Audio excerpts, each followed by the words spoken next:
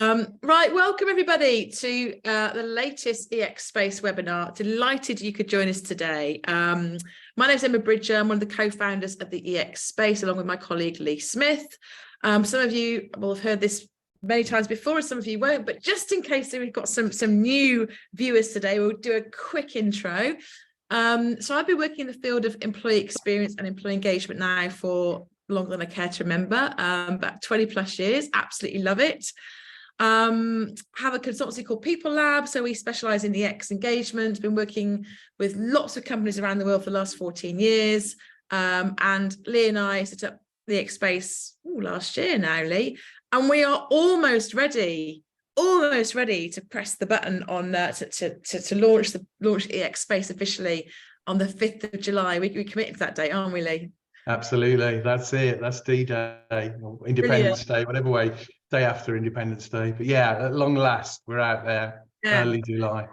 Yeah, and my I guess my optimism bias kind of underplayed the sheer amount of work that it would take to get it ready. But we are really proud of it, and we hope you'll love it too when it launches.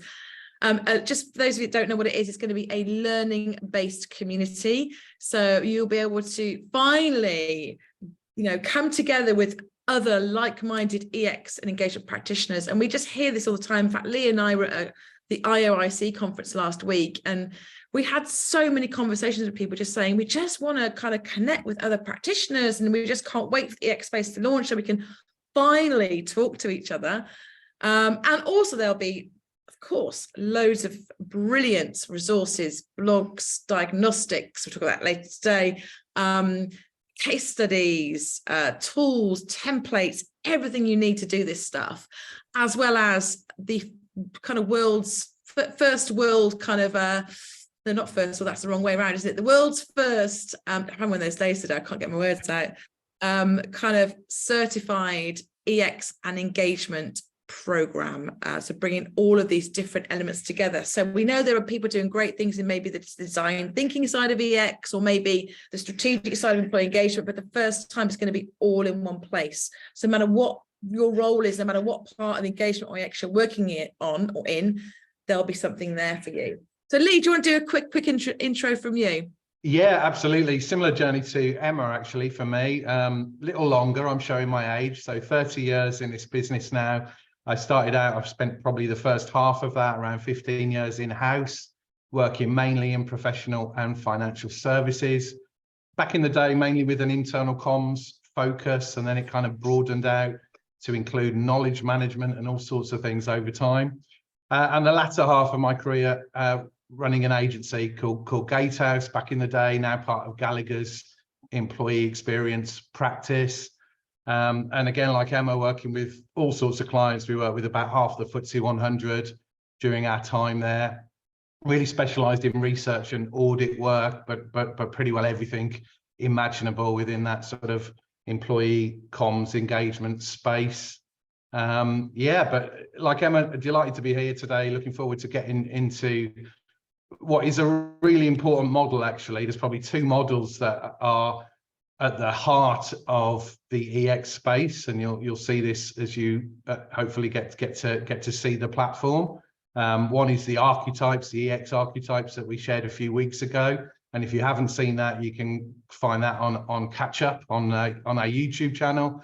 And the other is this that we're talking about today, the EX lens, which is very much at the heart, I suppose, our philosophy and our way of thinking about employee experience. But I won't say too much now.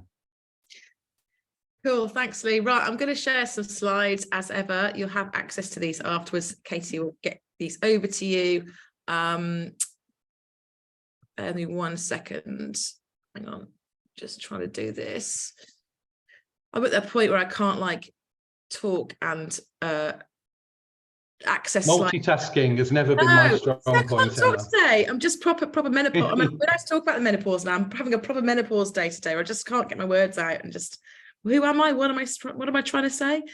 Okay, let's try this again. Right, I'm there. I think share my screen. Let's do this. So, some of you will be pretty familiar with this already. Sorry, got about a minute. Every time you go into Zoom as well, it changes things. And when you put the slides on, there's like about 6 different boxes that pop up. You have to get rid of them all. Okay, so the EX lens really is kind of, I suppose, an evolution of something that's called the Magica model of EX. Some of you might be familiar with. The Magica model of EX was based on research that we have done in People Lab over the last kind of 14 plus years. And the research was qualitative in nature and really used our best experience tool, which we've talked about many times before, some people be familiar with, which really is at its heart about going out to people and saying, we're not going to make assumptions about what good looks like for you. We're not going to decide that we know what a great experience looks like for you. We're going to ask you to talk about your best experience. But the great thing about the best experience tool is that rather than saying to people, hey, what do you need to have a great experience at work? And people probably say things like, pay me lots of money, give me a big fat bonus and give me nice coffee. We say, tell us a story about your best ever experience at work. And just that subtle shift in the way you ask that question really helps to get to the kind of the real core and the real kind of, basics of what really makes a great experience for people at work. So that's kind of the tool that we use to gather this amazing kind of data set, these amazing qualitative insights. And we have run kind of what we call best experience conversations all over the world, every part of the world. And when lockdown came along, for the first time, I had a little bit of space, like many of us, to do some thinking and decided, wouldn't it be great to revisit all of the outputs from those best experience conversations that we'd shared with our clients over the years and actually analyze them. So we did that. And the result was what we called originally called the Magica model.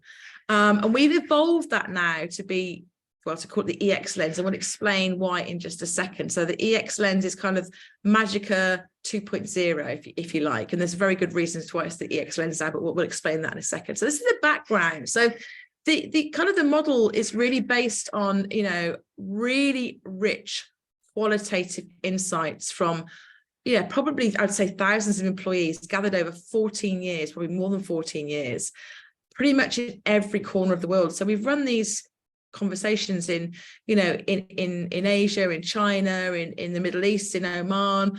Just think about the places I've been running these conversations online. It's hard to think of anywhere we haven't run these conversations. I think Antarctica might come up, but apart from that, pretty much every corner of the world. So EX Lens is kind of Magica 2.0. So Lee, I'll hand over to you now just to get a little bit of an overview of the latest iteration of the model.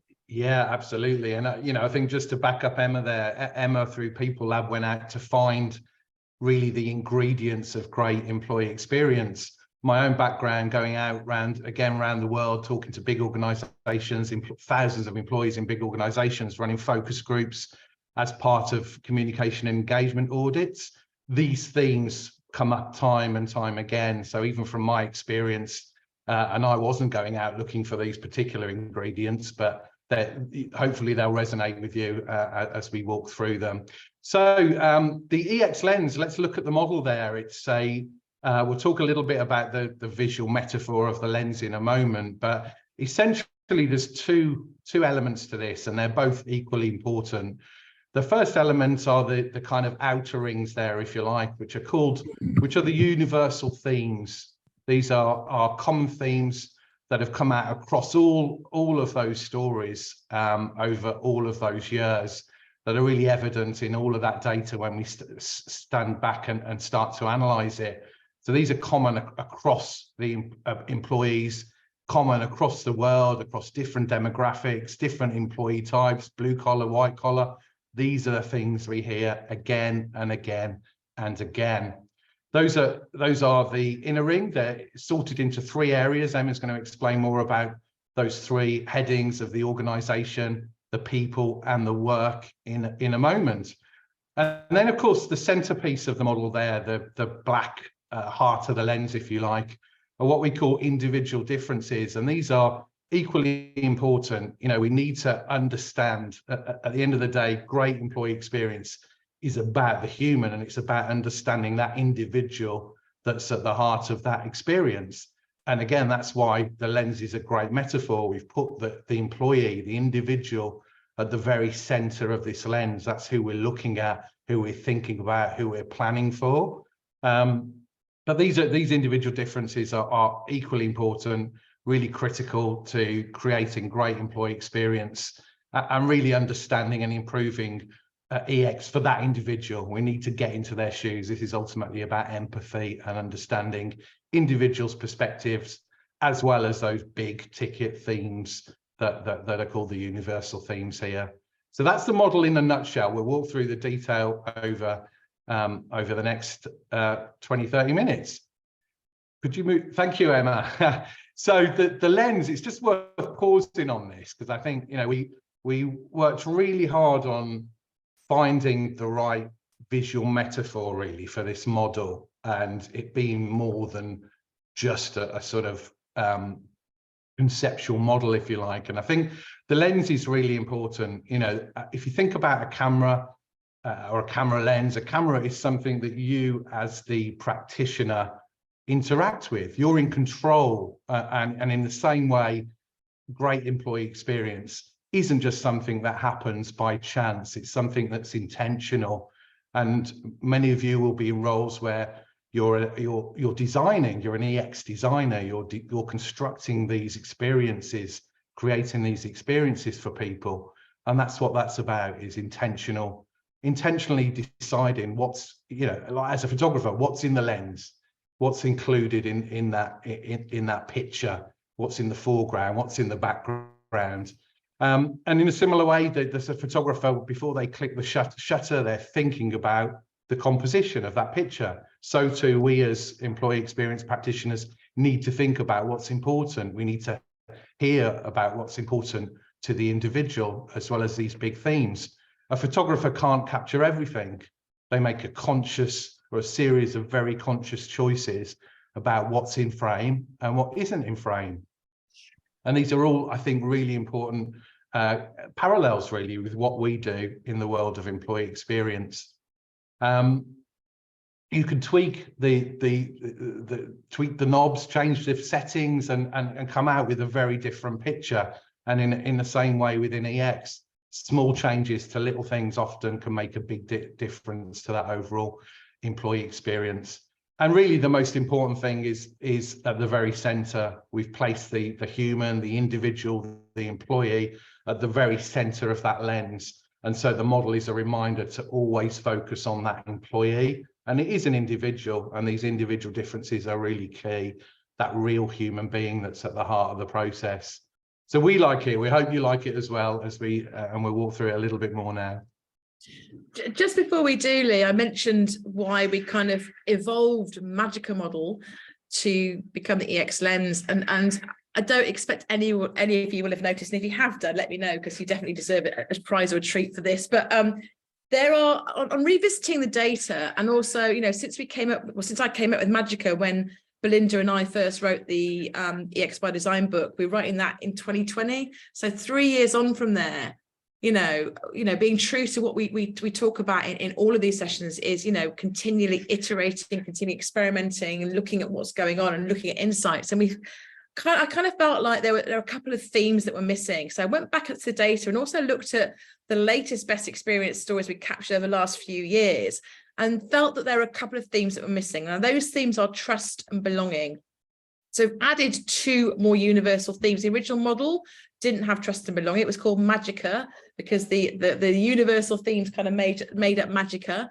But clearly adding trust and belonging in, it wasn't so easy to come up with kind of a, you know, such a catchy title. So that's why we've kind of evolved this to become the EX lens model. So I just wanted to point that out as to why we'd done that.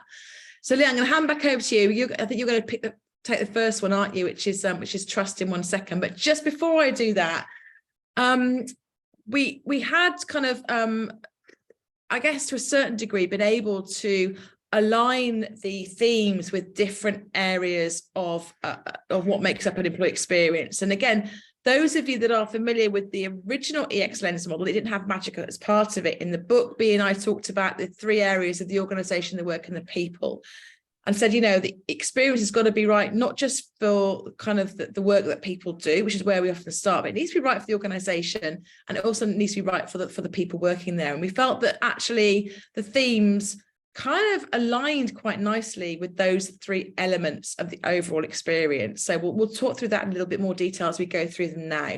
So Lee, I'm going to hand over to you to talk through trust.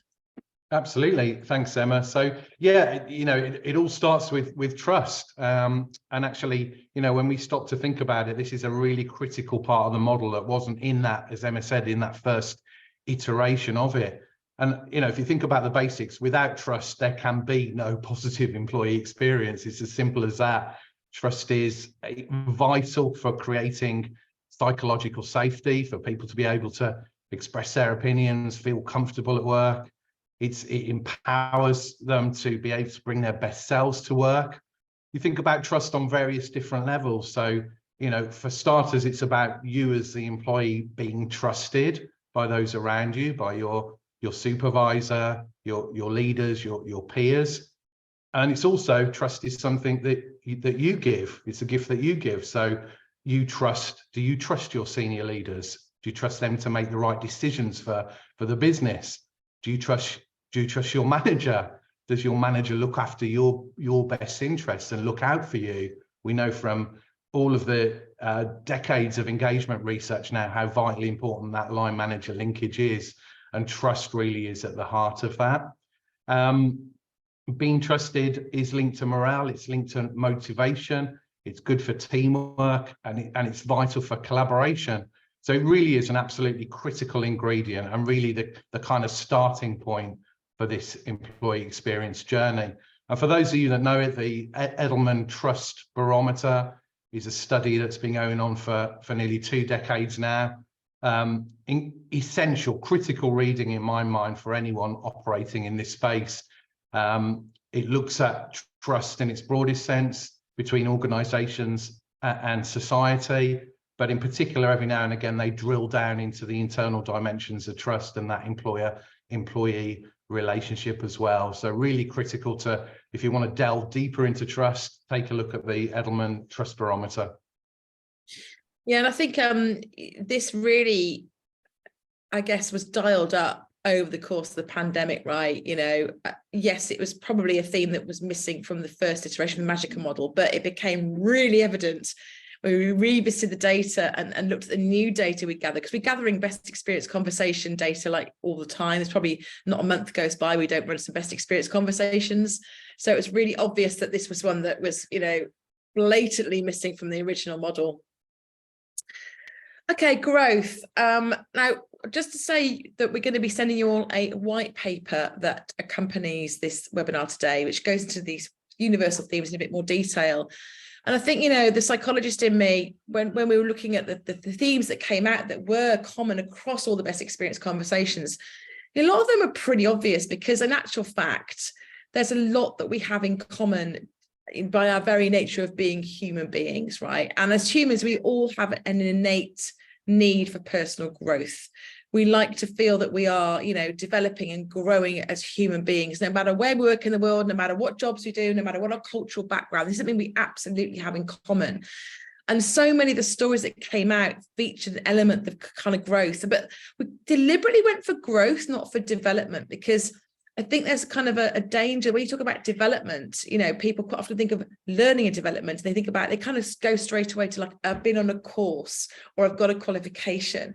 And there are a lot of people doing jobs where, they might not have had the opportunity to do that, but they still felt that after this best experience that they shared with us, they had changed in a positive way as a person. So that's why we went for growth. So, there's an element of challenge in there. So, you can't grow without challenge. I don't think it has to be a little bit difficult, challenge you a bit. And also there's a real link here to mindset and growth mindset. So kind of enjoying and thinking about the journey you're on rather than the end goal. So if we do go back to that, that obvious example of a learning and development growth experience, it's not really about the qualification you get at the end, it's about the journey you go through to get there. So we went for growth deliberately because it kind of sums up those experiences that might not involve a promotion, they might not involve I got a qualification at the end of it, but it was kind of a sense of, at the end of this experience, I felt like a different person, or I felt that something had changed in me in a positive way. So that's why we kind of talk about growth there. Thanks, Emma.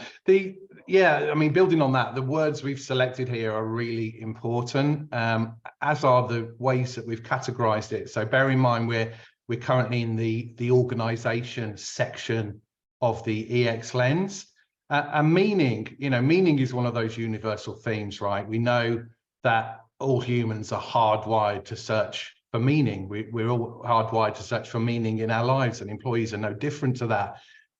So it's a universal theme, but at the same time, what creates meaning for an individual is hugely subjective. That comes from the individual, and is something we need to understand. Some of the research out there talks about meaning coming from the either creating something, the act of creation, or accomplishing a particular task. It comes from experience something fully. So the very nature of experience can create meaning for people. It comes from loving somebody, connecting with other individuals, with other humans. And it comes from the attitude that we adopt towards suffering and loss. That's what the research, or the academic research, tells us. And similar in a workplace. Finding meaning in our experience at work is really a key feature. And this one goes hand in hand with another section of the EX lens, which we'll talk about later, which is impact. So meaning, as we talk about it here, is linked to the organization overall, and it feeds through from purpose, the organization's purpose and vision and mission. It's linked to those things ultimately. Impact is a much more individual and personal aspect of that, which again we'll talk about when we get to that part of the EX lens.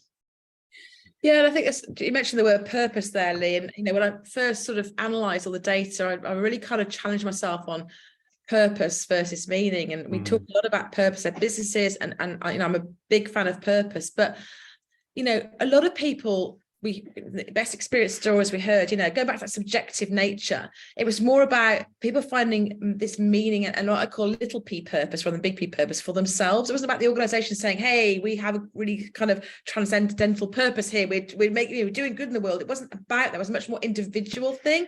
For some people, that what I call big P purpose is critical, but actually most people talk about their own kind of take on this, their own subjective take on meaning and how they found meaning in the job they do. And that may or may not have anything to do with the big P purpose of the organizations. That's why I deliberately went for meaning there.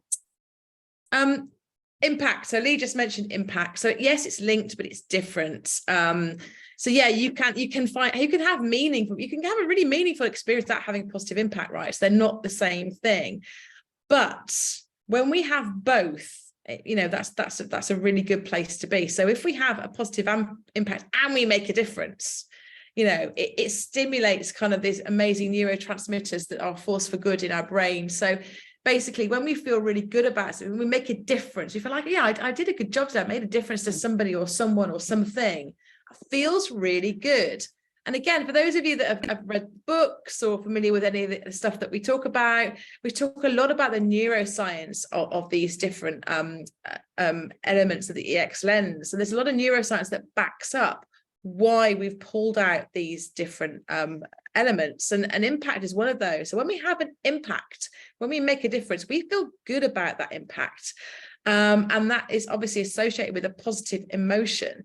And what happens is there's a whole bunch of neurotransmitters that kind of flood into our brain when we kind of have those feelings. We feel good about something. Think, yeah, I did it. I've had an impact. I made a difference. That feels really good. And when we have that, those kind of feelings, the neurotransmitters that kind of flood our brains are actually primed to help us have an advantage to think more creatively, to problem solve, to be able to better form relationships. It's kind of the opposite that's what's going on when we're in fight or flight mode. We get very tunnel vision. Our brains sort of say, so there's a threat, there's an imminent danger. Let's switch off all that wonderful higher order cognitive functioning of things like creativity and problem solving. Let's just switch all that off because it's not necessary right now.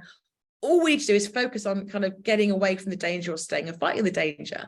Well, the opposite is happening here. When we have impact, we're able to kind of access all those higher order functions. So it has a kind of really beneficial effect on our experience. And it also teaches our brains that our actions matter. So it kind of creates those neural networks. So actually what you do matters. So there's quite a cyclical thing going on there. So lots of psychology that kind of sits underneath this theme that explains why having an impact is such a key feature of our best experience stories. Thanks, Emma. And just a reminder, we've moved around. We're into the section that's about the nature of the work here. So impact is one of those things, one of those using universal themes. Another is challenge. And again, you know, from my time talking to many hundreds of employees over many years, this comes through time and time again. And challenge, a little like trust, exists on different levels. So you as an individual experience work differently when you overcome a challenge. Similarly, you can overcome a challenge as a team, and you can overcome a challenge as an organization. And these different layers of challenge, I think, are really important to creating that overall employee experience. It clearly creates a sense of intrinsic motivation for us. But clearly, you know, just making things difficult for employees is not the answer. Again, what we find, and when we talk through these experiences and these stories with people, challenge is consistently there, but the great experience comes when challenge is backed up with support. So there's a degree of stretch, but there's also the scope for development. There's a manager that coaches and mentors and supports you. There's a squad of people that support and enable you to overcome that challenge. So it's not about going out on a limb and overcoming against all odds. It's about the right amount of challenge with the right amount of support, stretch and support. But if you can get that right, that helps create that great experience. Really important one. Yeah, I think it's really interesting. One of the things we always hear around best experience conversations is people say, actually, it was quite tough. It was quite difficult, but I did it and that felt really good. We never hear anybody say, yeah, I was at my best because it was dead easy and I could come in at 9 and leave at 5. And, you know, I could just take it really easy. That's actually, again, it goes back to our kind of innate need as humans, what we need as human beings. And we are, again, hardwired to like a bit of challenge, which is, I wrote a blog on this recently, the IKEA effect. So if you haven't seen that, go and check it out on the People Lab website. But we do like a challenge. We get bored quite easily, and boredom is not good for us in terms of our kind of, you know, our mental well-being. And yeah, we don't need too much. Too much is burnout, but too little, we're bored. So it's about the kind of the Goldilocks level, because getting that challenge right. Just moving us on then, autonomy. So I think out of all of the themes, this is the one that probably comes out every single time. So the ability to have direction and control over our lives. And there's a huge amount of psychology that talks about autonomy. One of my the models that I talk about a lot is the model from Desai and Ryan, the self-determination theory model, which Dan Pink kind of popularized in his autonomy, mastery, purpose. He kind of took it and tweaked it a bit, but that's the sort of psychology that sits underneath this. There is a lot of evidence that says, you know, as human beings, we are going to have a better experience. We're going to have high levels of well-being when we have some amount of direction and control over our own lives. And lots of really fascinating and some probably kind of morally dubious experiments that psychologists have run over the years to test this out. The minute you take direction, control, autonomy away from people, it isn't long before you see their well-being plummet and their experience plummet. Absolutely critical. And in work, you know, giving people that sense of autonomy is key. And it's really interesting because I think, you know, we're still sometimes stuck in the sort of days of, you know, management theory from kind of 50 plus years ago, where we think we have to kind of, you know, be much more dictatorial and control people. And when you talk about autonomy, even these days, people get a little bit, you know, twitchy and like, oh, you know, but if we give them too much freedom, we're going to have anarchy. And actually, no, people understand the nature of the job they do. They understand the nature of the organizations they work for. They just want to be involved in matters that impact them. They want to be able to kind of, you know, do a decent job, and they get frustrated when, you know, they're not able to do that. So autonomy, absolutely critical. I'd say out of all of them, I'd say this is probably the single most critical feature of a great experience. It comes up every single time. Thanks, Emma. And we're moving now round into the third and final section of the EX Lens universal themes. Three areas in here to talk about. One is connection, belonging, and appreciation. And these three are really about the people and the social component of work. So starting with connection, you know, someone with a comms communication background, this really speaks to me, this particular one, and is so hugely important to people. Of course, the nature of connection is very personal again, so you need to understand the perspective of those individuals. Some people are, you know, we think about simple personality types. The extroverts want to connect with loads of people out there and they get their energy from others, whereas the introverts like me have maybe a smaller group of contacts. And so what's right for one individual isn't necessarily right for another. But ultimately, we are all social creatures, and feeling connected, whether it's to a big group or a small group of colleagues, peers, and indeed customers and external stakeholders as well, is really critical to our own well-being. It's absolutely part and parcel of a great experience, and without it, you cannot have that. And Em, I don't know whether you want to say something about oxytocin and serotonin here. Yeah, just I mean, again, it's really also I've no idea how that typo is there, because we literally checked these slides like 10 minutes before and it wasn't there. So I've obviously done something. Apologies, having one of those days. Yeah, I get really I really like the kind of the neuroscience part of this, because I think for those people that are slightly skeptical about some of this, you know, it's actually there's a really good neuroscientific reason. Again, you know, we are hardwired for connection. We're thinking back to kind of, you know, our ancestors. If we had those good connections with our kind of in-group, we were much more likely to survive. And there are some really strong biological foundations to this. So when we connect with people, for example, when you hug people, when you have a lovely hug from someone, after about 20 seconds, you start to release a neurotransmitter called oxytocin. And that then impacts the release of serotonin. Serotonin, you may know, is your kind of feel-good neurotransmitter. It's a feel-good hormone. You feel good when serotonin is released, which is why having a hug makes you feel so good. I'm not saying we have to go around work hugging each other, but there are some biological foundations to connection at work or connection in a part of our lives. When we are more connected, it releases those neurotransmitters. So again, it's not just a nice to have, it's actually got a biological foundation. So that's why I really like that one. Belonging. Again, belonging and connection, you might say, well, are they different? I think they are different. I think belonging to connection is much more that kind of individual connection to others. Now, I can have connection at work, but I might not feel like I belong there. Now, belonging really is one of the new ones we've put in, and it is really something that became evident through the COVID pandemic, that even more so, how do we help people to feel they belong to a workplace when they're not physically there?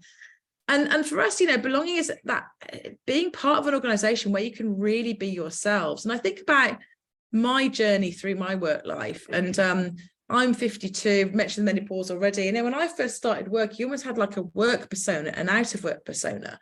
And we're seeing the kind of I suppose the lines are much more blurred these days. And those really great organizations are places where you can really be your true self. You haven't got to hide yourself away, or, you know, at a very physical level, like take your piercings out or cover your tattoos over, but a kind of more fundamental place, you know, more fundamental level. It's a place where you can really feel free to be who you are and speak your views and not have to hide who you are. So a place where you can be yourselves. And that really kind of, again, became evident going through the pandemic, how fundamental a need this is for us to have a place where we belong.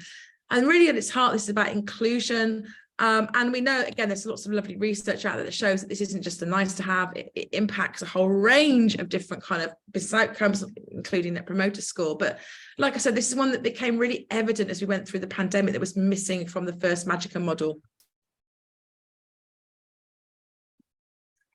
Thanks, Emma. And on to our final universal theme, again, under the people heading. And I think if I think back to focus groups that I've run over time, this is probably the one theme that comes up in every single session. We used to always ask, if you could change just one thing about your experience here, what would it be? And 9 times out of 10, and I'm not exaggerating, employees would say, I'd like to be appreciated more. I'd like someone to say thank you or show gratitude to me for a job well done. when it's missing, it undermines everything. And all the research suggests it is absolutely critical to great employee experience. So it's vital for the individual, the recipient of gratitude or appreciation. It gives them more self-esteem. It helps them feel relaxed. It stimulates positive feelings. It improves positive memories of an experience. It helps people become more optimistic. But also the psychological studies show that the giver of appreciation, the grantor of gratitude, if you like, also gets a boost from it. There's real positive outcomes for the people who are giving that appreciation to others. So really, appreciation is good for everyone, absolutely vital component of a positive employee experience. Thanks, Lee. Yeah, again, some of you might have already been to webinars or read blogs who've talked about this, but it's that kind of that kindness piece around appreciation. So when you appreciate others and you're nice to other people and you do random acts of kindness, and you're just good to the people, you say, thank you. We also get a little boost as well in terms of neurotransmitters. We feel good about ourselves for doing that. So actually it's very, very reciprocal. So it's not just the person that's getting appreciated, it's us doing the appreciating. So it's good for everybody. Again, some really nice kind of biology and neuroscience that underpins this one. If you want more info on it, just give us a shout and we can send you links to previous stuff we've done on this. So that's half the story. That's half the story. So your universal themes will get you halfway there. There are 9 of them now, but only halfway there. Absolutely critical that we don't forget about the individual differences. So whilst there are these 9 themes that kind of unite us around the world, no matter our background, culture, job we do, whatever it is, at the same time, there would also be, of course, individual differences. So for every person that says, you know what, my best experience is all about, real social element, it was work hard, play hard, we had loads of fun, we went out together, I met some of my best friends during that time, there'll be someone else that will talk about something completely different and say, it was all about having a really clear brief. I knew exactly what was expected of me. I knew what I had to do to succeed. And they might not mention the fun social side of things. So we have to take time to go out and find out what a great experience looks like and feels like for our people.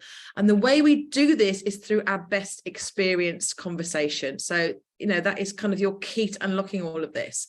And when you run your best experience conversations, I guarantee most, if not all of those 9 universal themes will come up, but you'll also be able to dig down and unearth what really matters to your people. And it's like if I speak to organizations about this stuff, I say, if you're going to do one thing, you only do one thing, run best experience conversations, because that will just give you everything you need to basically, figure out what you need to do to facilitate a great experience with your people. So what I'm going to say is that, some of you will already have done this. If you have, that's great. But if you haven't, this is going to be one of the tools that we'll have on the EX space. It'll be everything you need to run your own best experience conversation and sorts of things you might find out from that. So look out for that if you join up to the EX space coming soon. But the other thing I want to talk about, and we're really excited about this, is when I first developed Magica, all those 3 years ago, and then updated it, I was really keen to kind of, again, make it really practical. So over the last few months, we've developed a diagnostic tool.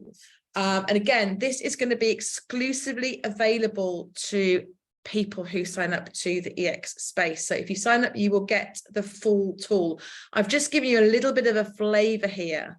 Now, what's interesting about a tool is that as a psychologist, what we've done is we've looked at a load of different psychometrics that are already out there that measure this stuff already. So we haven't kind of, I guess some of it we've kind of adapted, but we haven't started from scratch here. So we've taken kind of current, reliable and valid tools, and we've taken the questions, the items of the questionnaires that measure things like belonging, that measure things like trust, and we've used them in the EX Lens diagnostic. We've got 4 questions for each of these different universal themes. So if you want to measure EX in your organization, this will get you a really good way there. And this isn't based on some consultants model saying, hey, we know what a great EX looks like. This is based on, 14 plus years worth of data from real life employees from around the world telling us what a great experience looks like. So I think it's probably the most robust measure of EX that exists. I'm not just saying that to be, anyone that knows me knows I'm really modest. I don't say these things lightly, but I'm saying that because it isn't based on, us coming up with a nice little model in ivory tower. It's based on what employees have told us a good experience looks like. But of course, it's only going to get you halfway. So really, really good sort of starting point. But also I'd say, run your best experience conversations and see what is missing. So most of it will map to this, but there'll be some elements that are missing. And then you can add some questions of your own to this diagnostic to genuinely measure EX in your own organizations. And that will give you a fantastic benchmark in terms of where you are today and where you need to get to. So that would be kind of, for me, the real gold standard of measuring employee experience in your organization. So I want to just flag that and say, if you join up, you will get access to this and access to the best experience tool as well. So I think that's kind of all the slides we had to share. So Lee, over to you, see if any questions have come up in the chat. Yeah, absolutely. No, we've got plenty of time for questions. So we've got a few in the chat here. One we've covered off already. Do you have a launch date for the EX space? Absolutely, we do. 5th of July. Can't wait. It's been a long time in the making, but we are nearly there and can't wait to share it with you. So we'll get details out to you guys if you're on our mailing list very, very soon on that. Keep your eyes peeled. From Andrew Gordon, Emma, you mentioned the need for models to be relevant today rather than the models of the past, the kind of dictatorial style of management that we've seen in the past.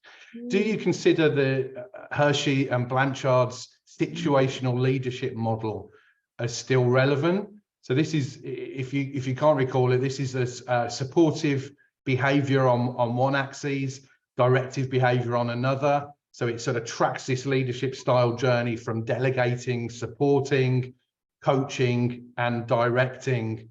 That's the essence of the model, if you like. But do you consider that still relevant in this context? I don't think so. And again, we're talking much more widely and broadly here about what makes a great experience for your people. Clearly, we know that we deliberately didn't put in leaders or managers as one of those universal themes, because what we found was that that's why we kind of put in those elements around connection and belonging and appreciation, because that's more relevant than saying it's a person or an individual. I hope that makes sense. But clearly, the people that you interact with on a day-to-day basis, be it your managers, be it your customers, be it your colleagues, they're going to have an impact on how you feel at work.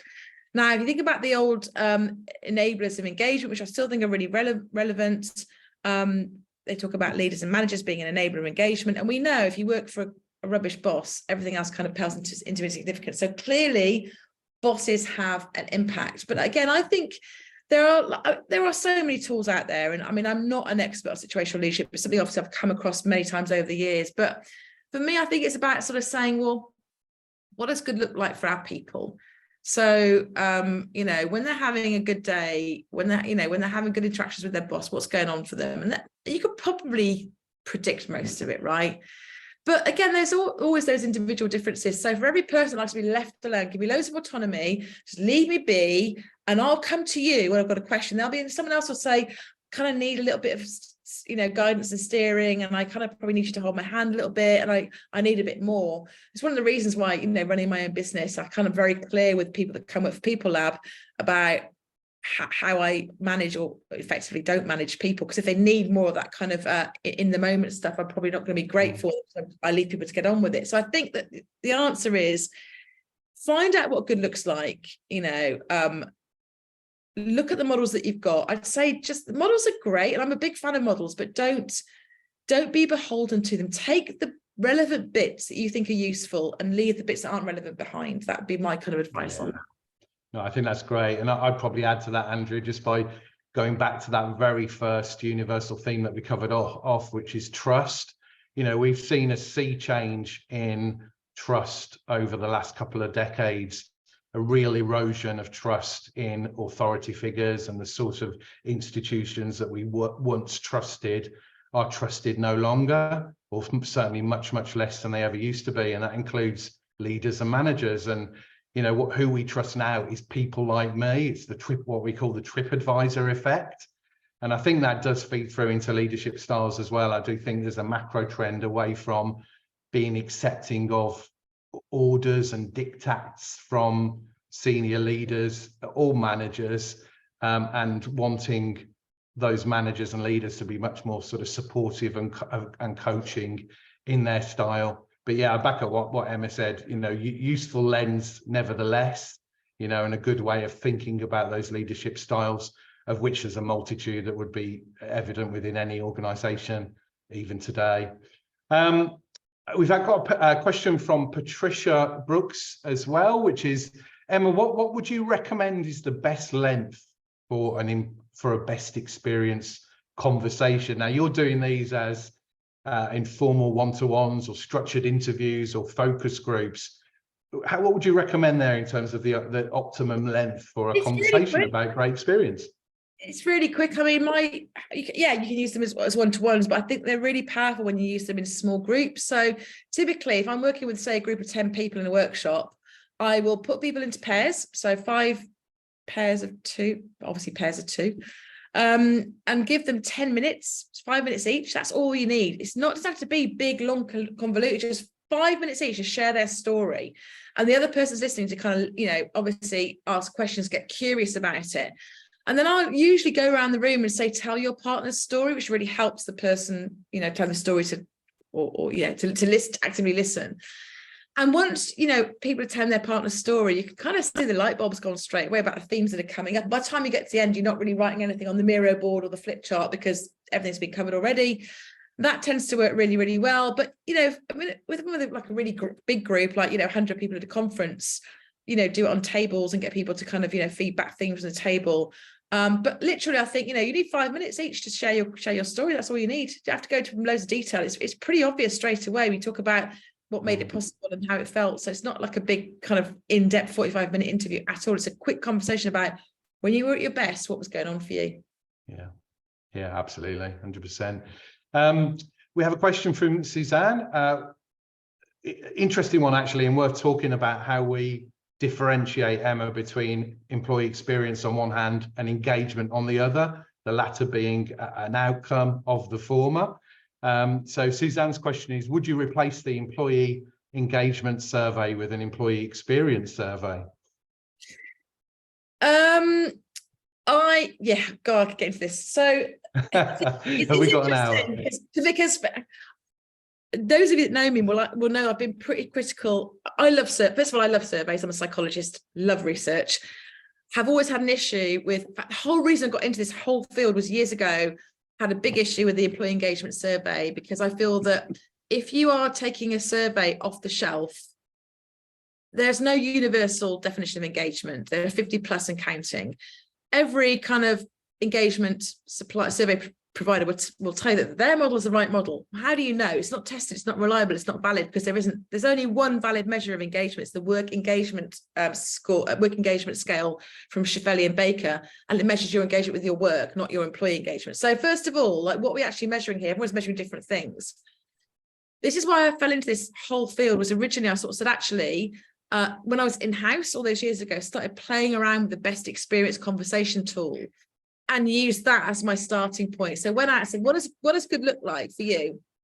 You know, and that insight then enabled me to develop my own survey. Now, I would say probably at least 50%, if not more, probably map to any traditional employee engagement survey. You're going to have questions about your line managers, the people you work with, trust, all that sort of stuff. But there'll always be those bits that are really relevant to your organization, your people. So for me, I think the starting point is to do the best experience conversation and develop your question set on the back of that. So I don't think it's an either or. The point is a great experience will lead to engagement. So the idea is that if you get the experience right, the outcome will be engagement. So I just think you need to survey to figure out where you are today and how far you are away from where you need to be. The key point is where you need to be is probably not where a survey provider tells you need to be. Because I mean, back in the day, when I was looking after engagement, I was in-house with big corporates, you know, there'd be questions like the processes and procedures around here allow me to be efficient and effective. Well, no one ever says it was a great experience because the process and procedures allowed me to be efficient and effective. So the problem is those off-the-shelf surveys can very quickly take you down a wrong pathway of solving something that doesn't really need solving. So as I keep saying, those universal themes will get you halfway, and that diagnostic I talked about, that's a really good starting point, and it's based on probably better science than a survey that's developed by a consultant and saying their way is the right way, although I'm a consultant. But you still have to figure out what good looks like for your people and ask some questions around that. So that's kind of my answer. It's not an either or, it's just make sure you're asking the right questions. Yeah, fantastic. Okay, couple more we can take, I think, are okay for time. Katie, give me a kick if we're running over. From Nikki, I'm here and I'm looking to make a jump into this space. So from one career into employee experience, I'm assuming. What's the best advice for someone with a lot of passion but limited experience? That's perhaps one for another webinar, Emma. Yeah, definitely. I'd say get hold of the archetypes paper if you haven't got hold of that, because that sets out what we did. Some research last year with about 30 plus practitioners and asked, what are you doing that's really making the difference in your role? So we've got a whole load of strengths and skills in there that kind of really map out what you need to get good at this stuff. And I'm going to say this, I'm not like a natural salesperson, but the course we've developed, I think, is like going to be the gold standard. It's based on, it's bringing together all the training and development I've, done over the years on employee engagement. So I do all the CIPD stuff on employee engagement. It's based on the stuff that I've done since on experience. So not just the design thinking side, that's one element of it, but much broader than that in terms of, how do you develop a great EX blueprint or strategy? So that will be the kind of the go-to place, I think, to get yourself, if you want to get developed in the area, get developed in it. But I say start with the archetypes white paper, because that's free to download. And that will give you a good sense of the sorts of skills and strengths that practitioners are finding are really helpful for their practice. Yeah, thanks, Emma. And Katie has dropped in the link to the archetypes white paper into the chat, guys. So if you want to access that and you haven't seen that, please go ahead and follow that link. Really worthwhile reading. I think we're more or less there. One final question, which is the $1 million question. How much, Emma, is it to join the EX space? Here's a clue. It's not $1 million. No, it's not $1 million, but I haven't got the figures in front of me. There's 3 levels. Depending on what you need, and they are, it's really, really reasonable. I don't know if you've got them in front of you, Lynn. You can rattle them off. I haven't got them. I mean, the entry level package will be a little over £1 a day. So it's that kind of level that we're talking about to get started. Obviously, we have, as Emma mentioned, tiers of membership, and because we're wrapping together some really comprehensive courses in here as well, that the costs increase the more of those sort of courses you access. But yeah, certainly you'll be able to access it for a really reasonable price, and certainly not $1 million. We're just nailing that kind of price model down at the moment, as well as the kind of launch discounts and deals that we'll be doing. We're very much about sharing this with the world, building this as a collaborative thing and getting your input, and really just getting going with it. So look out over the next few weeks, and we'll make it very appealing. Yeah, we'll get those prices out to you. Like I said, I haven't got them in front of me, but we've deliberately gone in with different levels. So the people that are like, I've got no budget and I'm paying for this myself, will still be able to access it. And the top level, the amount of kind of training and development that you get, would be, all your trainees will be fulfilled for the year if you're in this place, and there'll be lots of different courses and packages to access. So yeah, absolutely. I think we've covered everything, unless I've missed. I don't think I've missed anything, which is perfect timing. So Emma, was there one final slide, or are we? I think we're done. I think we kind of covered it really. So I won't close back up. So yeah, just thank you everyone for joining us. I'd love to hear what you think about the latest kind of iteration, the EX lens. So let us know. It'd be good to see what you think about it. Yeah, absolutely. A model, any model is only ever good if it's useful and usable, and that's very much our philosophy. So yeah, get stuck into it, pull it apart, put it back together again. Let us know what you think, and hopefully it resonates with you as much as it does with us. Thank you all for joining us. Until next time. Thanks. Cheers. Bye. Bye.